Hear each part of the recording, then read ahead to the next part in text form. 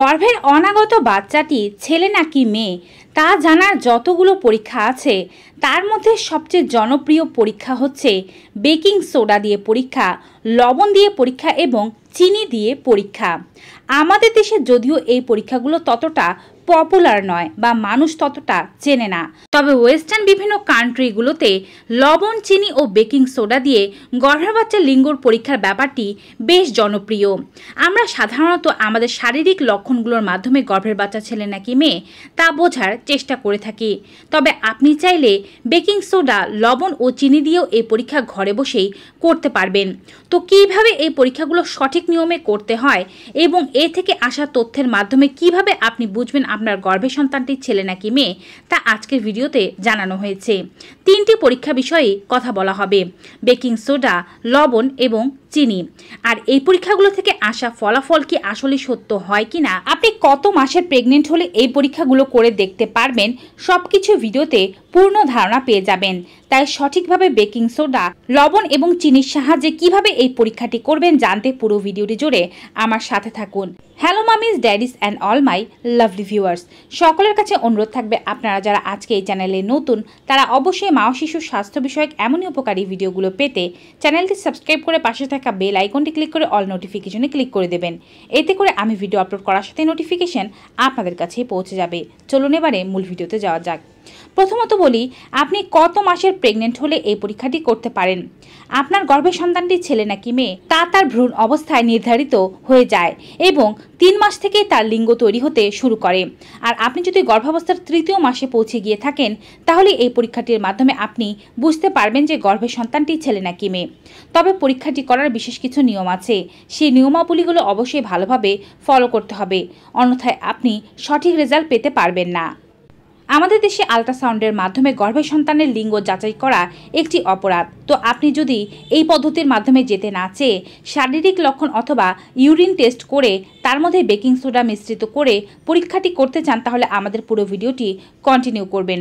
আপনাদের মধ্যে যারা ইতোমধ্যে জানেন তাদের গর্ভের সন্তানটি ছেলে নাকি মেয়ে তারা এই টেস্টটি করলে রেজাল্টের সাথে মিলছে কিনা তা কমেন্ট বক্সে জানাবেন। আর যারা এখন পর্যন্ত জানেন না তারা এই টেস্টগুলো করলে রেজাল্ট কি আসছে তাও কমেন্ট বক্সে জানাতে ভুলবেন না।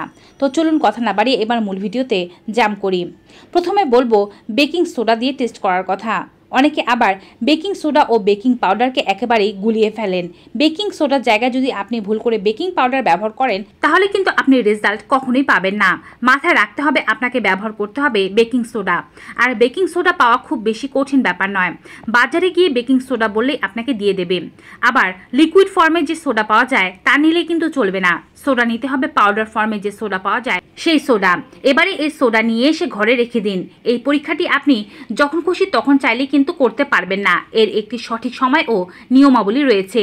এই পরীক্ষাটি করার জন্য আপনাকে নিতে হবে ইউরিন, আর এই ইউরিন হতে হবে সকালবেলার প্রথম ইউরিন।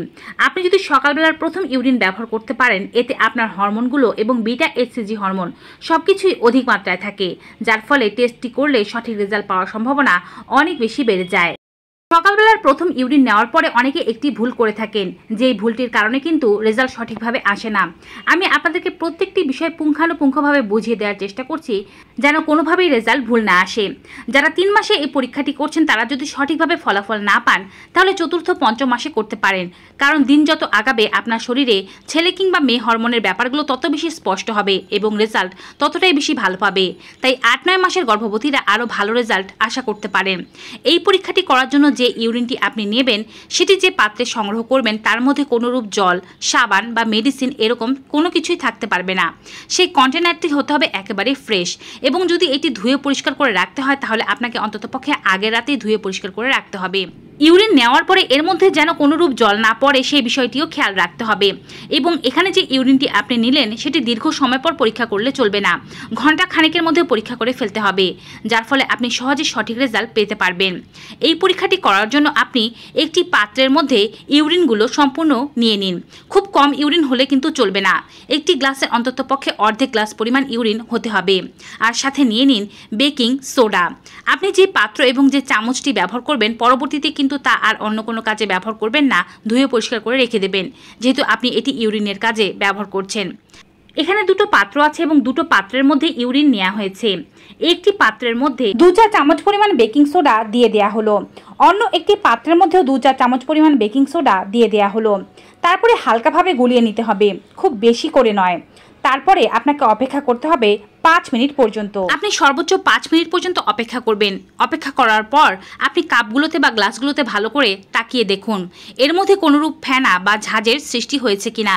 যদি ইউরিনের সাথে বেকিং সোডা বিক্রিয়া করে একটি ফেনা বা ঝাঁঝের সৃষ্টি হয়ে থাকে বা এক ধরনের ফিজ সৃষ্টি হয়ে থাকে যা কিনা আমরা কোল্ড ড্রিঙ্কসের মধ্যে দেখে থাকি, তাহলে বুঝতে পারবেন গর্ভের সন্তানটির ছেলে।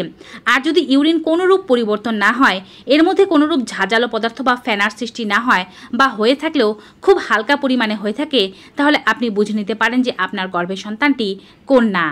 তবে যারা প্রথমের দিকে টেস্টগুলো করছেন তারা দেখা যাবে ফিজটি কম দেখতে পাবেন, এবং যারা গর্ভধারণের শেষের দিকে পৌঁছে গেছেন তাদের মধ্যে লক্ষণগুলো বেশি পরিমাণে দেখা যায় বিধায় তাদের ইউরিনে ফেনার পরিমাণটাও একটু বেশি হতে পারে।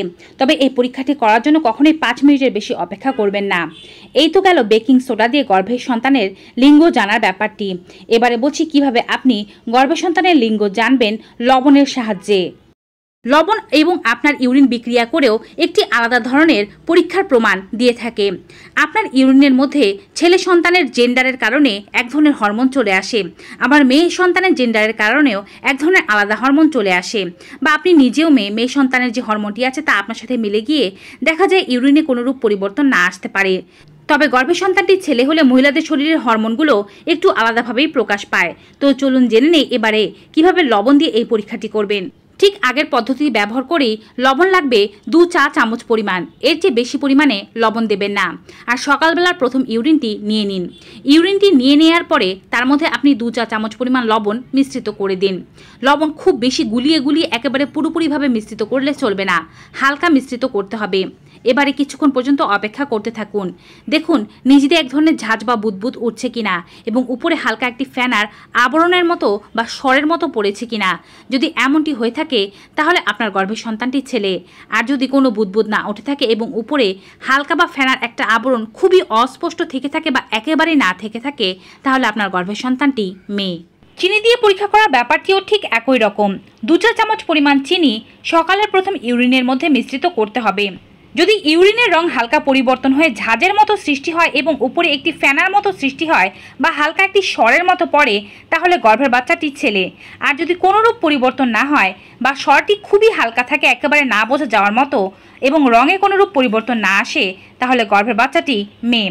আশা করছি আপনাদের বুঝতে কোনো অসুবিধা হয়নি। এই 3টি পরীক্ষা করে কার কি রেজাল্ট আসলো কমেন্ট বক্সে অবশ্যই জানাবেন। তবে একটি বিষয় মাথায় রাখবেন, কেউ দাবি করে না এই পরীক্ষাগুলো 100% সত্য।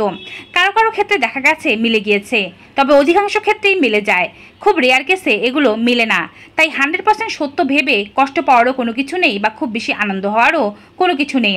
ফান বেসিসে এই পরীক্ষাগুলো করলে আশা করছি আপনি এবং আপনার পরিবারের লোকজনও একটু আনন্দ লাভ করতে পারবে। তো ভিউয়ার্স, ভিডিওটি কেমন লেগেছে কমেন্ট বক্সে জানাতে ভুলবেন না।